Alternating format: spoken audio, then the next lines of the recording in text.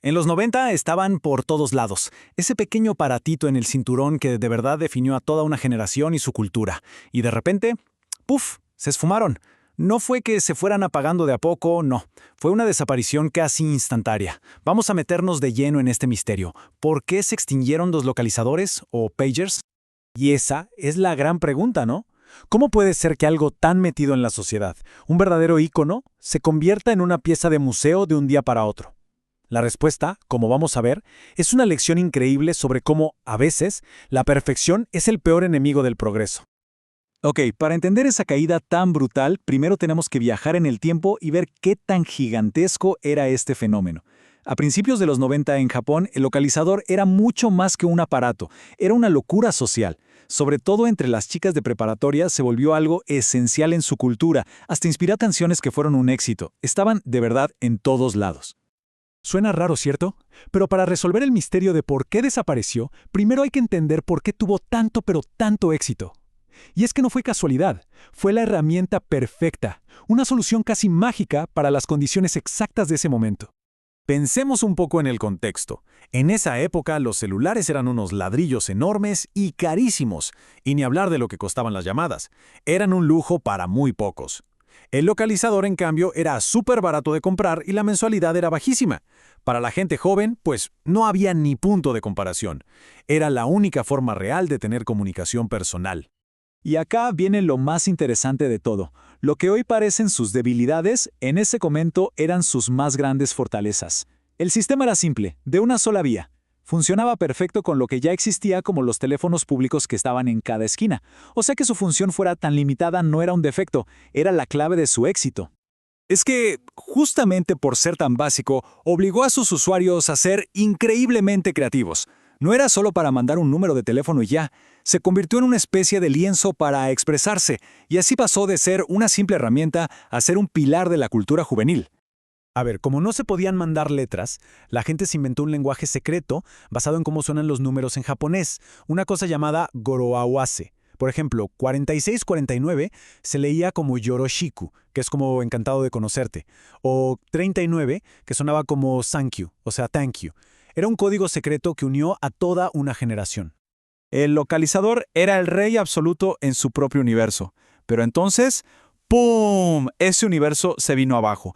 La llegada de tecnologías como el PHS, que era como un teléfono inalámbrico más barato, y la caída en los precios de los celulares fueron el detonante. De repente, las reglas del juego de la comunicación personal cambiaron por completo. Para entender la magnitud del cambio, recordemos cómo era usar uno de estos. Era todo un proceso. Te mandaban un número, tenías que salir a buscar un teléfono público, a veces hasta hacer fila, descifrar el mensaje, y después de todo eso, recién podías llamar para tener la conversación. Un montón de pasos.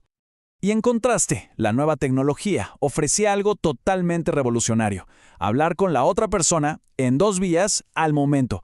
Y al poco tiempo, mensajes de texto. De la noche a la mañana, toda esa necesidad de descifrar códigos y buscar un teléfono público, ¡puf!, se volvió obsoleta. Y esto es lo más importante para entender su caída. El localizador no perdió una batalla contra un producto mejor.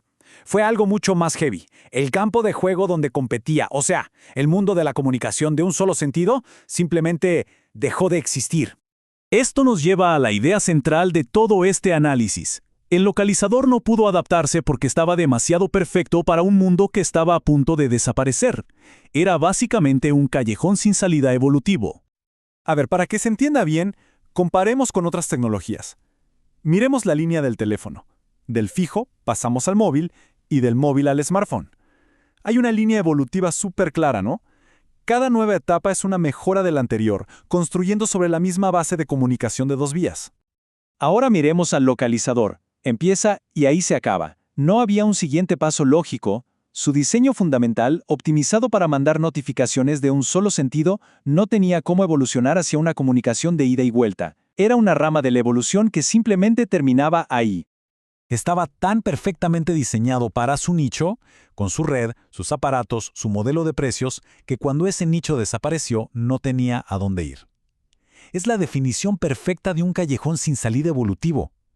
Tratar de agregarle funciones más complejas hubiera sido como crear algo totalmente distinto, y hubiera perdido la simpleza que lo hizo tan popular al principio. Y por eso la caída fue tan brutal, tan de un día para otro. No fue que la gente lo fue dejando de a poco, fue un abandono masivo. En el momento en que una forma de comunicación superior se volvió accesible para todos, el localizador pasó de ser indispensable a ser un trasto inútil. Así, de golpe. Y todo esto nos deja una lección súper importante, incluso para hoy.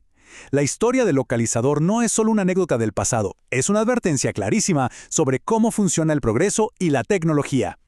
El hecho de que un producto o un servicio sea el rey hoy, que tenga toda una cultura a su alrededor y que genere millones, no garantiza absolutamente nada. La historia del localizador nos enseña que el futuro muchas veces no llega como una versión mejorada de lo que ya tenemos, sino como algo totalmente diferente que cambia todas las reglas del juego. Y este patrón lo hemos visto repetirse un montón de veces. Piensen en las cámaras digitales. Eran perfectas para sacar fotos, pero los smartphones las barrieron porque no solo sacaban fotos, sino que las compartían al instante, o los DVDs, que fueron reemplazados por el streaming. El localizador fue solo uno de los primeros y más claros ejemplos de este tipo de cambio radical. Y con esto cerramos, con una pregunta para que se queden pensando. Si miramos a nuestro alrededor, a la tecnología que usamos todos los días, ¿cuál de todas podría ser el próximo localizador? ¿Qué herramienta que hoy nos parece perfecta está tan, pero tan especializada en nuestro presente, que tal vez no tenga un camino claro hacia el futuro? La respuesta podría sorprendernos.